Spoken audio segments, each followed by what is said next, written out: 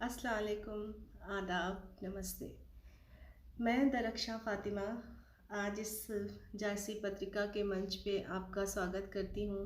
जायसी पत्रिका के दर्शकों का स्वागत करती हूँ इस मंच पे। और मैं बताना चाहती हूँ कि मैं बिलॉन्ग करती हूँ रायबरेली ज़िले के जायस कस्बे से। वो जायस जो फ़ेमस है मलिक मोहम्मद जायसी के लिए। वो जायस जो आप लोगों ने पद्मावत फ़िल्म देखी होगी, जो जिस पे बेस्ड है, जिसकी रचना पे बेस्ड है वो फ़िल्म, उसके रचयिता मलिक मोहम्मद जायसी वो हमारे जायस के रहने वाले हैं और रहने वाले थे। और उस जायस से मैं बिलॉन्ग करती हूँ और मैं बहुत गर्व से कहती हूँ कि मैं उस जायस की रहने वाली हूँ। शादी के बाद मैं दिल्ली आ गई और वतन से वहाँ आना जाना कम हो गया। लेकिन वतन से मोहब्बत नहीं कम हुई, क्योंकि जब आप अपने शहर से दूर होते हैं, अपने वतन से दूर होते हैं, तो शायद वो मोहब्बत और दुगनी हो जाती है। वहाँ की मिट्टी से भी मोहब्बत हो जाती है। तो ऐसा ही कुछ है मेरे साथ भी कि वहाँ से मोहब्बत और बढ़ती चली गई। और अब मैं जब भी जायज़ जाती हूँ तो वही बचपन वाली फीलिंग आती है अंदर से, दिल वैसा ही बच्चों जैसा हो जाता है।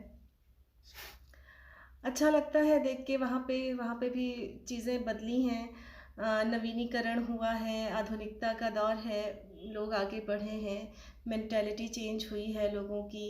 बड़ा अच्छा लगता है देख के, बड़ी खुशी होती है कि मेरे वतन ने भी तरक्की की, मेरे शहर ने भी तरक्की की, मेरे कस्बे ने तरक्की की। और बहुत फैसिलिटीज़ भी हो गई हैं लोगों को, कई तरीके की जो प्रॉब्लम्स पहले वहाँ पे थी। लेकिन मैं उनको प्रॉब्लम्स नहीं कहूँगी, क्योंकि उनमें हम लोगों ने वही दौर जिया है वहाँ पे और बहुत एंजॉय किया था उस दौर को वहाँ पे। उनमें से एक चीज़ है जो मैं बहुत मिस करती हूँ, वो है वहाँ का जो लोकल व्हीकल हुआ करता था। वहाँ का लोकल एरिया में चलने वाला व्हीकल जो उस टाइम पे बहुत फेमस था, यातायात का साधन जिसको हम कहेंगे, वो था वहाँ का टांगा, जिसको हम घोड़ा गाड़ी कहते हैं। वो वहाँ पे चला करती थी, चाहे आपको रेलवे स्टेशन जाना हो, बस स्टेशन जाना हो, लोकल हॉस्पिटल जाना हो, किसी के यहाँ कोई सामान लाना हो। इवन मैंने कई दुल्हनों को भी उस पे विदा होते हुए देखा है बचपन में। तो एक बड़ा ही अटैचमेंट, बड़ा ही कुछ मतलब कुछ बहुत सी यादें जुड़ी हुई हैं उस तांगे से। क्योंकि हम लोग जब लखनऊ जाते थे, रेलवे स्टेशन जाना होता था, बहादुरपुर रेलवे स्टेशन, और वहाँ तक जाने के लिए सुबह सुबह 6 बजे इंटरसिटी आती थी। तो ये था कि तांगे से ही हम लोग वहाँ तक जाते थे। बचपन में, बहुत छोटी थी मैं तब की बात है ये।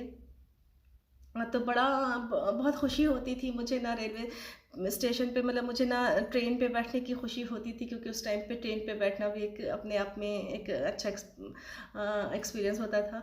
तो ना मुझे ट्रेन पे बैठने की खुशी होती थी, ना मुझे शॉपिंग की खुशी होती थी, ना मुझे लखनऊ जाने की खुशी होती थी। मुझे तांगे पे बैठने की बड़ी खुशी होती थी, क्योंकि उसी टाइम पे बैठने को मिलता था जब रेलवे स्टेशन जाना होता था।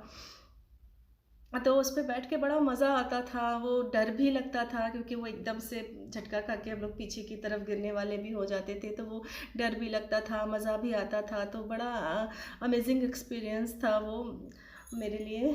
और लेकिन अब चूँकि आधुनिकता का दौर है, ज़ाहिर-सी बात है सब चीज़ें बदली हैं, तो वहाँ पे वो चीज़ भी ख़त्म हो गई है पूरी तरीके से। अब वहाँ पे ई-रिक्शा अवेलेबल है व्हीकल्स के लिए, अपने प्राइवेट व्हीकल्स हैं लोगों के पास।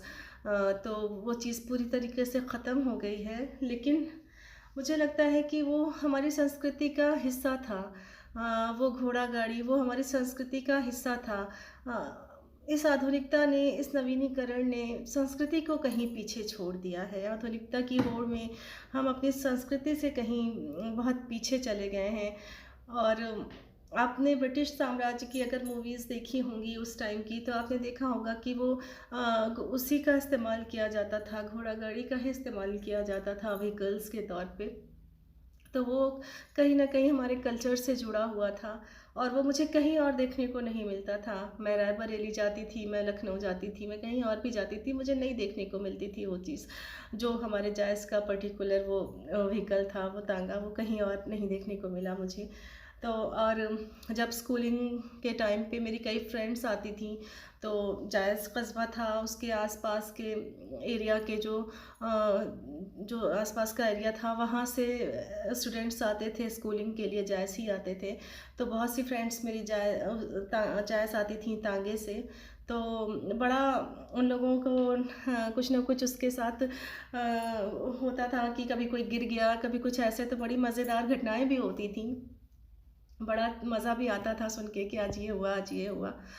और एक तरीक़े से वो यातायात का साधन तो था ही, और लोगों की रोज़ी-रोटी का भी ज़रिया था, क्योंकि उसको अफ़ोर्ड करना इतना मुश्किल नहीं था। तो वो लोगों की रोज़ी-रोटी का भी ज़रिया था, जिनके पास वो था वो उसे ईज़िली उसको उसके साथ कोई मेंटेनेंस का इश्यू नहीं था, तो उसके साथ वो अपना उनका आराम से उनका घर चलता था। हाँ, और कुछ तांगे वाले बहुत लोगों के जैसे ट्रस्ट हो जाता है जिन पे बड़ा, तो हमारे यहाँ भी ऐसा होता था कि नहीं, फलाने के साथ ही जाना है, क्योंकि एक कंसर्न होता था कि सेफली हम लोग पहुँच जाएं, पिक एंड ड्रॉप कर दे वो हम लोगों को सेफली। बड़ा एक कंसर्न होता था ये फैमिली वालों को। तो ये होता था कि नहीं, फलाने के साथ ही जाना है। तो इस तरह से हम लोगों का मतलब बहुत सी यादें जुड़ी हुई हैं उससे। और अब जब मैं दिल्ली आई, और मैं उससे पहले भी मैं जब बॉम्बे गई, तो मैंने देखा कि उसी चीज़ को लोगों ने मेट्रो सिटीज़ ने उस चीज़ को कन्वर्ट कर लिया है, थोड़ा मॉडर्नाइज करके, बहुत उसे उन्होंने उस तरीके का लुक दे दिया, बिल्कुल डिफरेंट लुक दे दिया, थोड़ा डेकोरेट कर दिया, और उस चीज़ को लोग बड़ा आकर्षित होते हैं उसे देख के, फॉरेनर्स बड़ा आकर्षित होते हैं उसे देख के।